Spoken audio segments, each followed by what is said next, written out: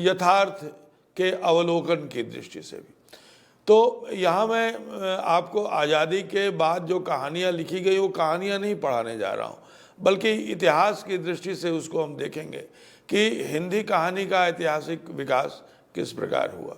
तो थोड़ा सा हम पीछे चलते हैं और 5 मिनट का वक्त मैं लेता हूँ ताकि वो एक तारतम्य बन जाएगा।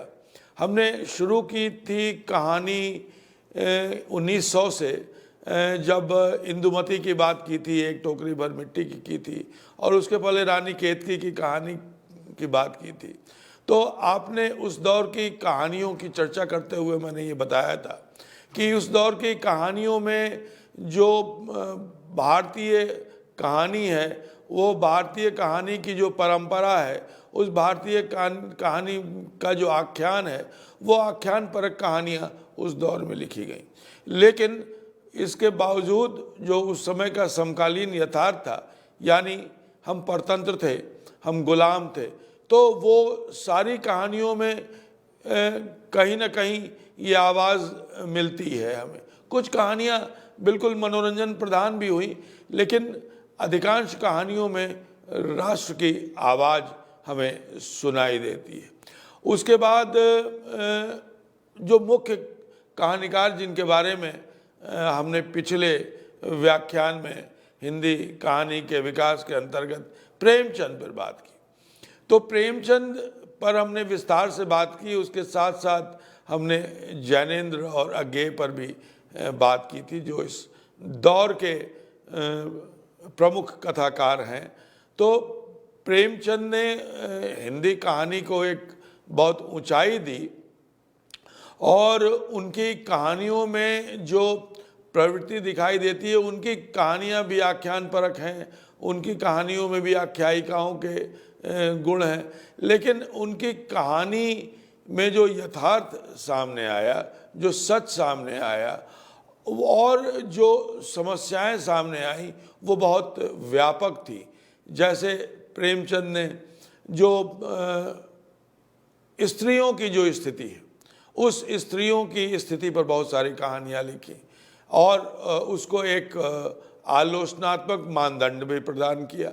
इसी के साथ साथ प्रेमचंद ने जो भारत का शोषित वर्ग था, सामाजिक दृष्टि से भी और आर्थिक दृष्टि से भी, वो दलित, उन पर बहुत सारी कहानियाँ लिखी और अपने ढंग से लिखी, और उस यथार्थ को जिस प्रकार उन्होंने वर्णित किया वो अद्भुत था। तीसरी तरह की कहानियाँ प्रेमचंद ने लिखी जो राष्ट्रीय आंदोलन से प्रभावित थी, और हम कैसे गुलाम हुए इसकी भी खोज थी। शतरंज के खिलाड़ी का उदाहरण मैंने आपको दिया था, उसमें आप देखेंगे कि कैसे दो जो नवाब हैं वो शतरंज के लिए एक दूसरे की गर्दन उतार लेते हैं, लेकिन वो देश के लिए लड़ने को तैयार नहीं। तो ये जो जिनको देश की रक्षा करनी थी, जब उनका ऐसा चरित्र हो जाता है तो देश गुलाम होता है। इसी तरह से बहुत सारी ऐसी कहानियाँ जो गांधी जी के सिद्धांतों पर आधारित थी, शराब के विरोध में सत्याग्रह आंदोलन, पिकेटिंग, और किसी किसी कहानी में तो सीधे सीधे समर यात्रा का जिक्र। तो प्रेमचंद ने एक बड़ा कैनवास दिया हिंदी कहानी को, और शिल्प की दृष्टि से भी। और इसके अलावा जो ग्रामीण भारत था, वो ग्रामीण भारत को जिस तरह से हमारा औपनिवेशिक शासन प्रस्तुत कर रहा था, उसकी आलोचना की प्रेमचंद ने अपनी कहानियों में, और बताया कि हमारी संस्कृति क्या है और हमारे किसान कैसे सोचते हैं, और उनकी गरीबी का कारण क्या है, उनका अज्ञान, उनकी अशिक्षा, और उससे वो उबर नहीं पा रहे हैं और लगातार उनका शोषण हो रहा है। और इसके अलावा किसानों के भीतर उठने वाली जो विद्रोह की आकांक्षा है, कफन में उन्होंने इसको दिखाया है, पूस की रात में इसमें दिखाया है, ठाकुर का कुआं में भी एक विद्रोह की भावना दिखाई देती है, मंदिर में दिखाई देती है, घास वाली बहुत सारी कहानियां हैं जिसमें ग्रामीण व्यवस्था के साथ साथ जो किसानों के मन में, दलितों के मन में और मजदूरों और शोषितों के मन में जो एक विद्रोह का भाव जो उपज रहा था उसे अंकित किया है। इसके बाद दो प्रमुख कथाकार हमारे सामने आते हैं आज़ादी से पहले, वो अज्ञे और उपेंद्र नाथ अश्क, और इन लोगों ने और अलग अलग ढंग की कहानियाँ लिखी। अज्ञे ने विभाजन पर भी कहानियाँ लिखी और अज्ञे बाद में भी, आज़ादी के बाद भी लिखते रहे, अश्क भी आज़ादी के बाद लिखते रहे। जैनेंद्र इस दौर के प्रमुख कथाकार हैं। जैनेंद्र ने कहानियों को सामाजिक स्तर से उठाकर मनोवैज्ञानिक स्तर की ओर ले गए और व्यक्ति के मनोविज्ञान को उन्होंने अपनी कहानी का विषय बनाया। लेकिन एक बहुत महत्वपूर्ण कहानी उन्होंने लिखी गाय पर, जैसे प्रेमचंद ने गोदान लिखी, एक गौ करके उनकी एक कहानी है। उसमें जो एक किसान का गाय से प्रेम है उसको उन्होंने दिखाया है।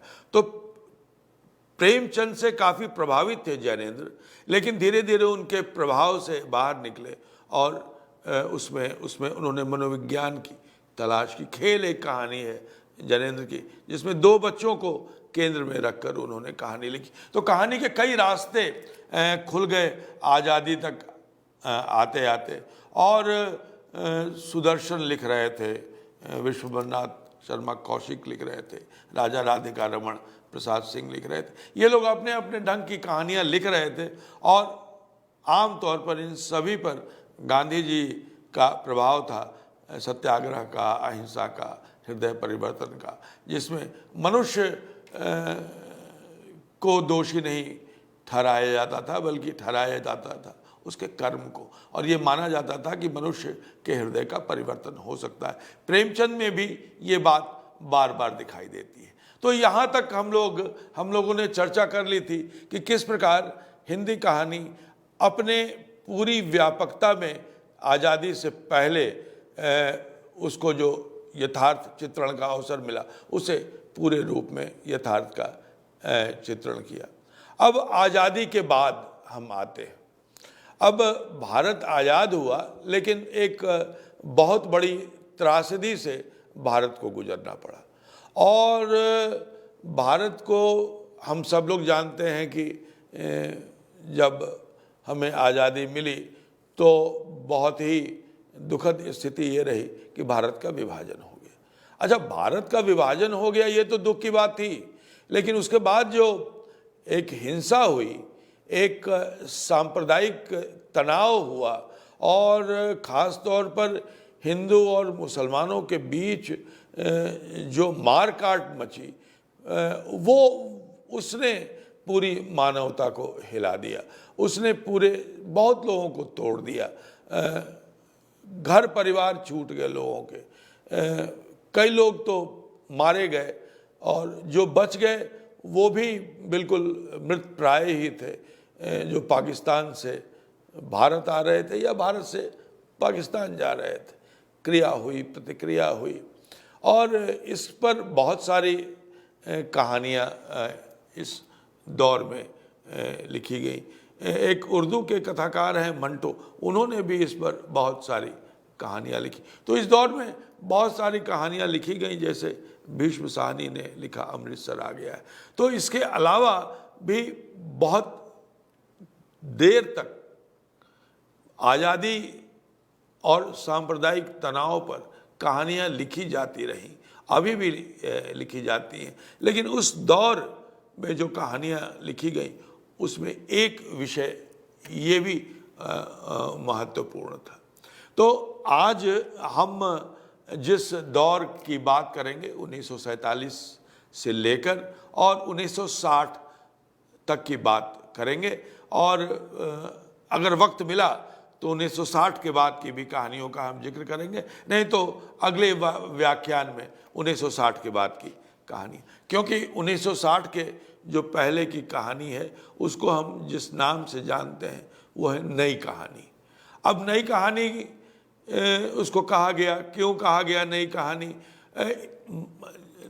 जो एक कहानी पत्रिका का भैरव प्रसाद गुप्त ने संपादन किया और उसके बाद उसमें कई कहानियाँ निकली, तो उसको कहा गया कि ये नई कहानियाँ, और आलोचकों ने भी उस पर काम किया, नामवर जी ने इस पर काम किया और इसको कहा कि ये नई कहानी है। और नामवर जी ने तो परिंदे को नई कहानी कहा और कहा कि हिंदी की पहली ये नई कहानी है। तो इस तरह से जो नई कहानी सामने आई वो मुख्य रूप से शहरी मध्य वर्ग की कहानी के रूप में उसको सामने रखा गया। और ये भी कहा गया कि इस दौर में जो कहानियाँ लिखी गईं उस कहानियों में घुटन है, उन कहानियों में संतरास है, उस कहानियों में गांव से शहर आए हुए लोगों को विस्थापना है। ये भी कहा गया कि इसमें उजड़े हुए और उखड़े लोगों की कथा है और एकल परिवार की कथा है जिसमें केवल स्त्री और पुरुष हैं, पति और पत्नी हैं, और उनके बीच का जो संबंध है वो संबंध किस प्रकार का रूखा संबंध विकसित हो रहा है पति और पत्नी के बीच में, वो सहज संबंध नहीं रह गया जो सहज संबंध पति और पत्नी के बीच होना चाहिए। तो ये सारे मुद्दे उभर के सामने आए। लेकिन ये कहना कि नई कहानी में केवल शहरी मध्य वर्ग की कथा कही गई, देखिए जिस समय शिव प्रसाद सिंह जैसे कथाकार, मार्कंडे जैसे कथाकार के रहते हुए अगर हम ये कहें कि इस दौर में केवल मध्य वर्ग और शहरी मध्य वर्ग को लेकर कहानियाँ लिखी गई तो उचित नहीं होगा। हालांकि जोर इसी तरफ रहा, मतलब कि देखिए जब भारत आज़ाद हुआ तो 80 से 82% जो जनता थी वो गाँवों में रहती थी और मुश्किल से 18 से 20% लोग भारत में शहरों में रहते थे।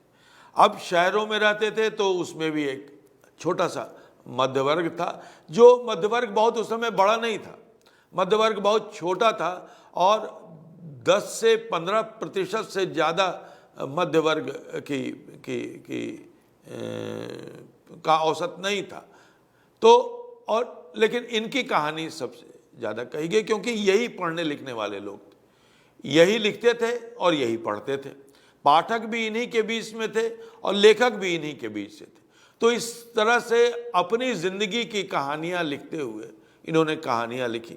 लेकिन आपको ये जानकर आश्चर्य होगा कि आज़ादी के बाद और 1960 तक पहले के भी कहानीकारों को ले लें और जिन्होंने 60 के बाद भी कहानियाँ जो लिखते रहे उनको भी ले लें, तो इस दौरान लगभग 125 से 150 लोगों ने कहानियाँ लिखी और लगभग एक जैसी कहानी लिखी, अलग अलग दृष्टिकोण से, अलग अलग भंगिमाओं से। देखिए आज़ादी के बाद हिंसा हुई और उसके बाद एक जो बड़ी दुर्घटना हुई, आज़ादी के बाद भारत के साथ लगातार दुर्घटनाएं होती चली गई। वो ये हुआ कि महात्मा गांधी की गोली मारकर हत्या कर दी गई। उसके बाद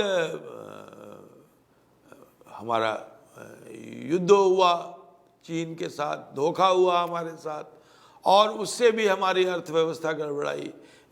हम तैयार नहीं थे युद्ध के लिए और न हमारा जो नेतृत्व था वो विश्वास किया उसने चीन पर और चीन ने हमें धोखा दिया और आक्रमण किया हमारे ऊपर और हम तैयार नहीं थे, इसलिए उस आक्रमण को हम झेल नहीं पाए और जैसा कि इतिहास गवाह है कि उसमें हमारी हार हुई। लेकिन ये एक जो हार थी वो हार केवल एक व्यक्ति की हार नहीं थी, वो पूरे देश की हार थी। लेकिन ये 60 के बाद की कहानियों में इसका असर पड़ा जब मोह भंग हुआ। इस समय जो कहानियाँ लिखी जा रही थी उसमें मध्यवर्ग के भीतर एक उम्मीद थी, एक आशा थी कि भारत एक विस्तृत और आगे प्रगतिशील देश बनेगा और जो उद्योग धंधे खोले गए उसमें मजदूर भी आए। तो मजदूर आए तो मजदूरों की भी समस्याएं सामने आई, पूंजीपति आए, पूंजीपतियों की भी तिकड़में सामने आई। तो उन सब की कहानियाँ लिखी गई, लेकिन वैसी कहानियाँ कम इस दौर में लिखी गई। इस दौर में मुख्य रूप से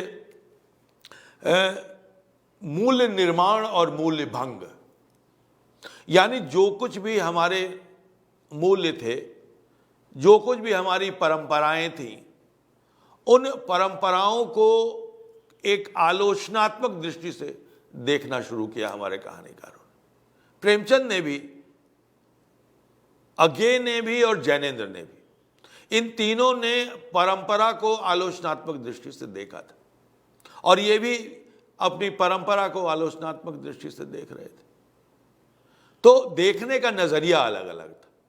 नहीं तो हमारे कहानीकार लगातार परंपराओं से, अंधविश्वासों से, रूढ़ियों से टकरा रहे थे और प्रेमचंद ने जो शक्ति हिंदी कहानी को दी थी, उसी के बल पर, उसी परंपरा को आगे बढ़ाते हुए नई कहानीकारों ने भी जो परंपरागत मूल्य थे, रूढ़ियां थीं, स्त्री के संबंध में, गरीब व्यक्तियों के संदर्भ में, दलितों के संदर्भ में जो एक मूल्यगत धारणा थी, उस मूल्यगत धारणा को तोड़ने का काम किया। और ये तोड़ने का काम जिस तरह से हमारी दुलाई वाली कहानी से भी आरंभ होता है, एक टोकरी मिट्टी से होता है, तो वो परंपरा लगातार आगे बढ़ती चली गई। और ये कहते हैं कि नई कहानी का एक बहुत बड़ा योगदान है कि नए भावबोध की कहानी। अब ये सवाल ये उठता है कि इस नए भावबोध को समझने की जरूरत है। तो ये नया भावबोध जिसकी बार बार चर्चा होती है, वह नया भावबोध असल में वो शहरी भावबोध है। अभी तक की कहानियों में शहरी भावबोध, मध्य वर्ग का संकट कम आया था। हालांकि प्रेमचंद ने भी उस मसले को छुआ था, अज्ञे ने तो छुआ ही था, और जैनेन्द्र ने भी अपनी कहानियों में शहरी मध्य वर्ग का चित्रण किया था। लेकिन इस युग के कथाकारों ने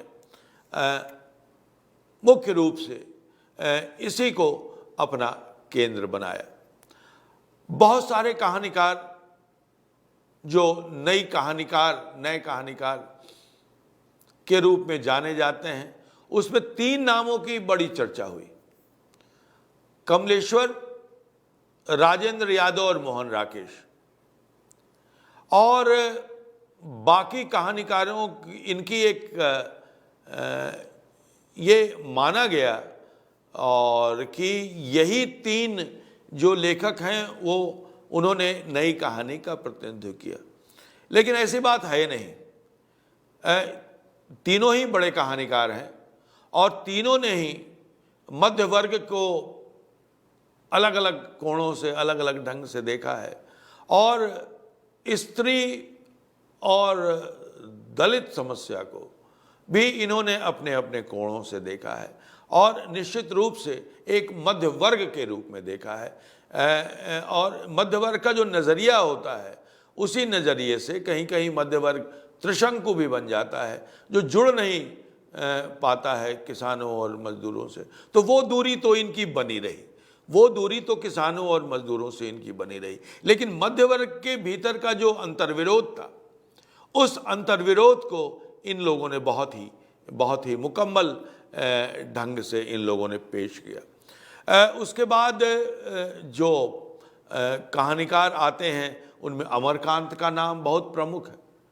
अब अमरकांत एक ऐसे कहानीकार हैं जिन्होंने मध्य वर्ग की भी कहानियाँ लिखी और डिप्टी कलेक्टरी जैसी कहानी लिखी, दोपहर का भोजन जैसा, जिसमें मध्य वर्ग की महत्वाकांक्षाओं और उनका जो अंतर्विरोध है उसकी चर्चा की। लेकिन उन्होंने ऐसी भी कहानियाँ लिखी जो एक, जिसको हम कहते हैं कि एक गरीब तबका है जिसके पास कुछ नहीं है खोने के लिए, और वो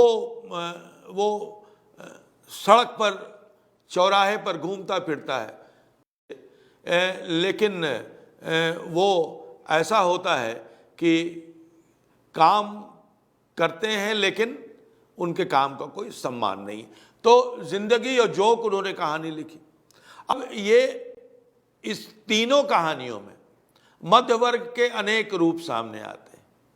जो मध्य वर्ग जिस तरह से एक रोज खाने कमाने वाले गरीब व्यक्ति को जिस प्रकार उसका शोषण करता है, एक गरीब व्यक्ति का अलग अलग ढंग से जिस तरह मध्य वर्ग के लोग शोषण करते हैं, कोई उससे खाना बनवाता है, कोई उससे पानी मंगवाता है, कोई उससे दूसरे छोटे काम करवाता है। लेकिन जब घर में कोई चीज चोरी हो जाती है तो उसी व्यक्ति को पीटते हैं, जबकि वो साड़ी मिलती है उनके घर में।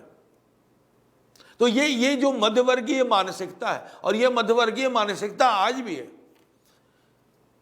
ये जिंदगी और जोक जो कहानी है वो हर एक मध्य वर्ग के व्यक्ति की मानसिकता का पर्दाफाश करता है।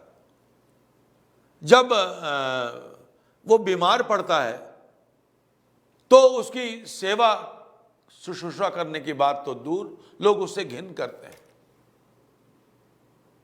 तो और उसके भीतर की जिजीविषा देखिए, एक व्यक्ति की जिजीविषा कि वो मरता ही नहीं है अंत तक। वो अपने मरने की खबर फैला देता है लेकिन मरता नहीं है। तो जो एक मेहनतकश इंसान है, उस मेहनतकश इंसान की जिजीविषा, तुम मारो हम नहीं मरेंगे, इतनी इम्यूनिटी कैसे? तो ये जो मध्य वर्ग और जो कामगार वर्ग है उसके बीच का जो संबंध अमरकांत ने दिखाया है वो गजब है, वो अद्भुत है। भीष्म साहनी ने अपनी कहानियों में, मैं इन मुख्य कहानियों का जिक्र इसलिए कर रहा हूं कि मेरा यह मानना है और अध्ययन के आधार पर मानना है, कोई ये मेरी निजी या व्यक्तिगत राय नहीं है। जब मैं विद्यार्थियों को पढ़ा रहा होता हूं तो मेरी निजी राय का उतना महत्व नहीं है जितना कि मेरे अध्ययन किए हुए का सार मैं आप तक पहुंचा सकूं। तो मेरे अध्ययन का सार ये है कि केवल कमलेश्वर, राजेंद्र यादव और मोहन राकेश ने ही मध्य वर्ग का चित्रण नहीं किया, स्त्री के विभिन्न रूपों का चित्रण नहीं किया, बल्कि इनसे अलग हटकर अलग अंदाज में अमरकांत ने किया, भीष्म साहनी ने किया। भीष्म साहनी ने मध्यम शहरी वर्ग का अपने मां के प्रति क्या रवैया होता है उसको दिखाया चीफ की दावत में। अमृतसर आ गया है में उन्होंने विभाजन के बाद की विभीषिका दिखाई। तो इस दौरान अपने अपने अनुभवों को अलग अलग ढंग से रख रहे थे, लेकिन मध्य वर्ग निश्चित रूप से इस दशक 51 से लेकर 60 तक मध्य वर्ग केंद्र में था। लेकिन महत्वपूर्ण कहानियां इसके इतर भी लिखी गईं, उसको भी रेखांकित किया जाना चाहिए। तीसरी कसम जैसी प्रेम कहानी लिखी गई। मुझे लगता है कि आजादी के बाद जितनी भी प्रेम कथाएं लिखी गईं उसमें तीसरी कसम जैसी प्रेम कथा अभी तक नहीं लिखी गई, क्योंकि उसका कैनवास बहुत बड़ा है। वह केवल दो व्यक्तियों का प्रेम नहीं है, बल्कि दो दुनिया को समानांतर रखकर एक अभिव्यक्ति है। किसी ने मुझसे पूछा था, जब मैं सुनो कहानी सुनाता हूं ज्ञानवाणी और ज्ञान दर्शन पर, आप भी सुना कीजिए, रोज 5:30 से 6 बजे तक मैं रोज सुनाता हूं। उसमें एक सवाल आया मेरे पास कि आप आध्यात्मिक कहानियां क्यों नहीं सुनाते? तो मैंने कहा, अध्यात्म है क्या? अध्यात्म है मनुष्य को ईश्वर तक पहुंचाने का एक संबंध। और ईश्वर कौन है? अहम ब्रह्मास्मि। मनुष्य ही ईश्वर है, मानव धर्म ही ईश्वर धर्म है। विवेकानंद ने हमें यह रास्ता दिखाया था। इसलिए जो नई कहानी में जो कहानियां लिखी गई, उनमें यही आध्यात्मिक भाव है, मनुष्य को मनुष्य समझो। और तीसरी कसम में यही आध्यात्मिक प्रेम सामने आया है, जिस प्रेम में कोई मूर्तता नहीं है, कोई मानसालता नहीं है। मार्कंडे ने कहानी लिखी, शेखर जोशी ने बदबू जैसी कहानी लिखी। मजदूर की समस्या, जब वो अपने हाथों को छूता है तो उससे बदबू आती है, अपने व्यक्तित्व से बदबू आती है। मजदूरों के भीतर बताया कि मजदूरों की जिंदगी कैसे होती है। हरिशंकर परसाई ने लिखा कि जो प्रजातंत्र लोकतंत्र का सपना हमने देखा, वो कैसे भरभरा कर गिर रहा है। भोला राम का जीव आपने पढ़ा होगा, किस तरह पेंशन लेने के लिए उसे दर दर की ठोकरें खानी पड़ती हैं, और जब वो पेंशन नहीं मिलता है तो जाकर अपने पेंशन की फाइल में छिप जाता है। मृत्यु के बाद उसका जीव, कैसी विडंबना है। तो हरिशंकर परसाई ने पूरा एक एक्सरे चित्र खींचा है इस भ्रष्टाचार का। उनको पढ़ना भी जरूरी है। एक नया आलोक, एक नई दृष्टि दी है। इसी तरह धर्मवीर भारती, शिव प्रसाद सिंह, विवेकी राय ने एक आधुनिक जीवन दिखाया हमें, नया जीवन बोध और नई दृष्टि दिखाई। अब ये जो नई कहानी है, उस नई कहानी में कहीं आपको प्रेमचंद मिलते हैं क्या? आमतौर पर नई कहानी के बारे में यह कहा जाता है कि नई कहानी प्रेमचंद की कहानियों से आगे बढ़ी हुई कहानी। लेकिन अगर आप नई कहानी को देखें तो हमको यह लगेगा कि प्रेमचंद ने जो परंपराएं स्थापित की थी, और उसमें यह था कि आलोचनात्मक दृष्टि विकसित करना, कहानियों में आलोचनात्मक दृष्टि। आमतौर पर प्रेमचंद को आदर्शोन्मुख यथार्थवादी कहानीकार उपन्यास कहा जाता है। मैं कहता हूं कि वो आलोचनात्मक दृष्टि है उनमें। वो आदर्श भी वही आलोचना से ही उपजती। तो प्रेमचंद के गांव में शोषित हैं, दलित हैं। तो अगर हम रेणु की कथा को देखें, अमरकांत को देखें, मार्कंडे, विवेकी राय, शिव प्रसाद सिंह और शेखर जोशी को देखें, तो उनकी कहानियों को हम पढ़ें तो देखें कि एक परंपरा है, जो प्रेमचंद की परंपरा है, वो परंपरा सीधे आ रही है। हाँ, उसका फॉर्म बदल रहा है, उसका प्रारूप बदल रहा है। अब मध्य वर्ग में क्या है, गांव से शहर में आया है व्यक्ति, और उसके बाद वो अपने को अकेला पा रहा है।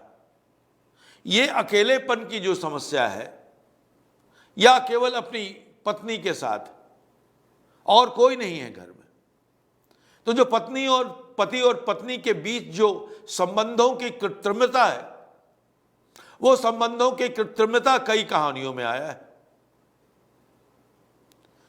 राम कुमार एक कहानीकार हैं नई कहानी के, शानी, उनके एक नाव के यात्री, राम कुमार का सेलर। अब इन कहानियों पर विस्तार से चर्चा करने का अवसर नहीं है, इसलिए मैं केवल नामोल्लेख इसलिए कह रहा हूं कि एक प्रवृत्ति है जिसमें टूटते, अकेले, संत्रासित होते हुए मध्य वर्ग की कहानी। मध्य वर्ग की नियति यह है कि वो खुश नहीं रह सकता है, उसमें एक नकारात्मकता है, उस नकारात्मकता को इन कहानियों में दिखाया गया है। यानी मध्य वर्ग सकारात्मक दृष्टि से सोच नहीं सकता है, सोच सकता है तो तीसरी कसम।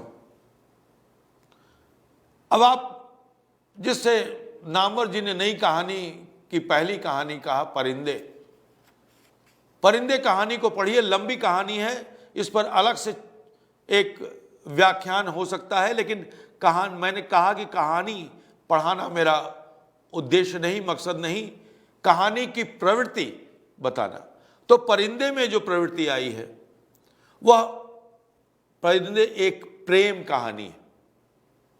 लतिका नाम की एक स्त्री की प्रेम कहानी है, लेकिन इस प्रेम में अकेलापन ज्यादा है, खुशी कम है, संत्रास ज्यादा है, ऊब ज्यादा है, समाज से भागने की जो प्रवृत्ति है वो ज्यादा है। ऐसा क्या हो गया है समाज में कि लोग भाग रहे हैं समाज से? लेकिन कहानी के अंत में निर्मल वर्मा एक बहुत सुंदर संकेत देते हैं। जब वह, उसकी जो एक विद्यार्थी है वो प्रेम करती है और उसका खत लतिका अपने पास रख लेती है, तो जो खत वापस करती है वो अपने विद्यार्थी को, वो एक संकेत है, एक सकारात्मकता का संकेत। कृष्णा सोबती, बहुत सारी स्त्रियों ने इस दौरान कथाएं लिखी। ये एक महत्वपूर्ण पक्ष है नई कहानी का।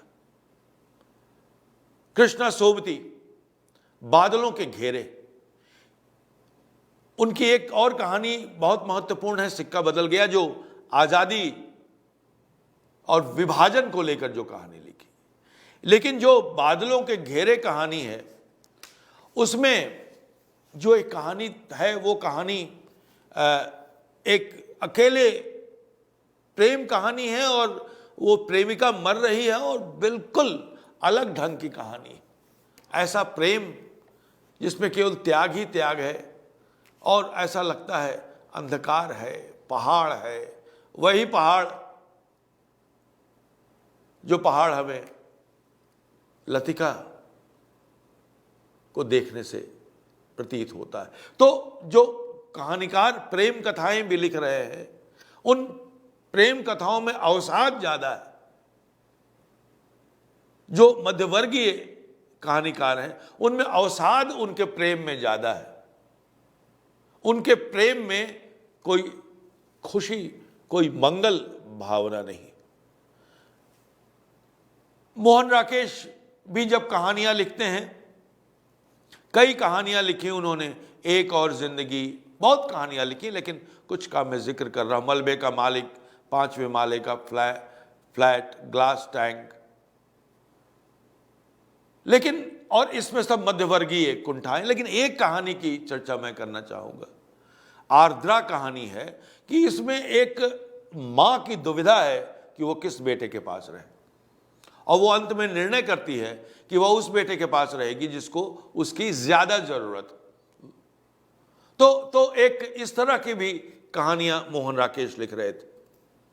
और मोहन राकेश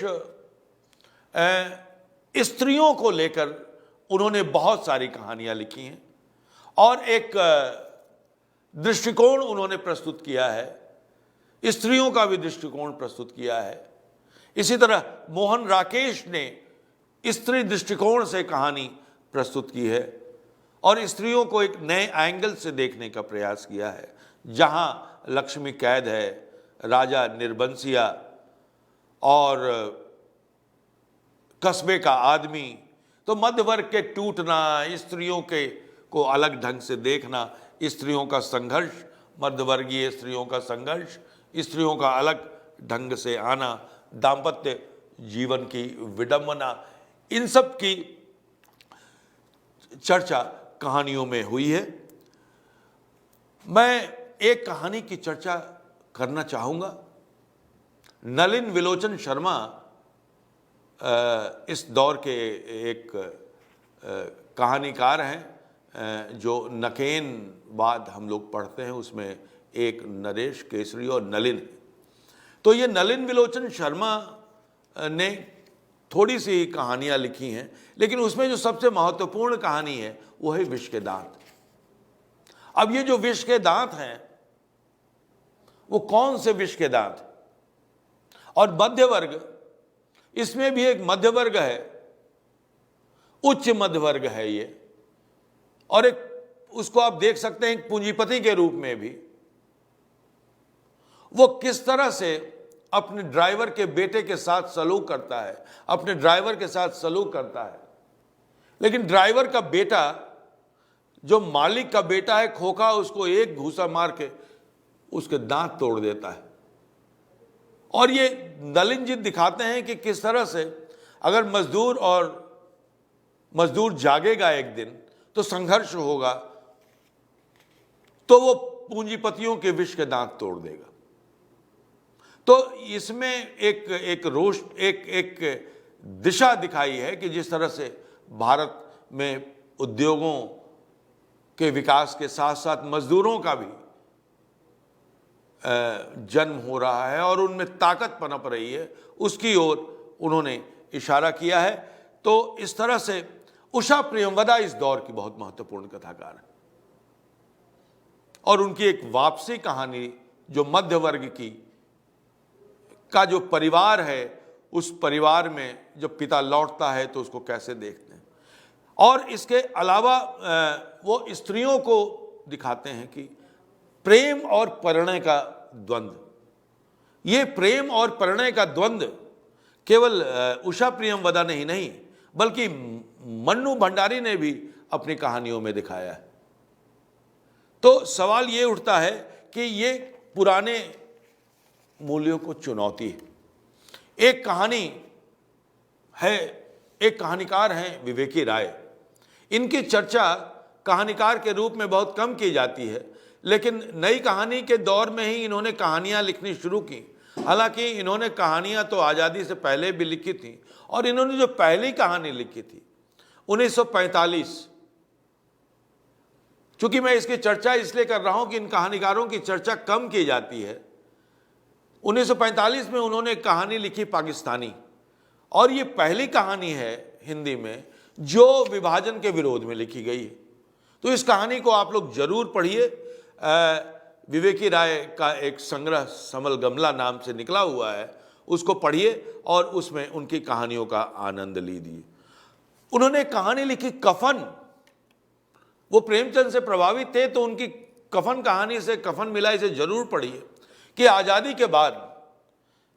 और नलिन विलोचन शर्मा ने भी इस तरह की कहानियां लिखी कि आज़ादी के बाद जो गरीब तबका है, उस गरीब तबका के आकांक्षाओं की पूर्ति नहीं होती। ये केवल कुछ मध्य वर्ग लूट कर ले जाते हैं, कुछ पूंजीपति लूट के ले जाते हैं, कुछ नेतागण ले जाते हैं, गरीबों के पास कुछ नहीं बचता। आज भी गरीबों के पास कुछ नहीं, उनके पास न घर है, न रहने को जगह है, न वो दिल्ली के हैं न अपने गांव के। वो दिल्ली आते हैं लेकिन अपने गांव जाना चाहते हैं तो गांव नहीं जा पाते, गांव से दिल्ली आना चाहते हैं तो बड़ी विचित्र स्थिति है। और इसकी बहुत थोड़ी चर्चा हुई है नई कहानी के दौर में, लेकिन विवेकी राय जैसे कहानीकारों ने इसकी चर्चा की है।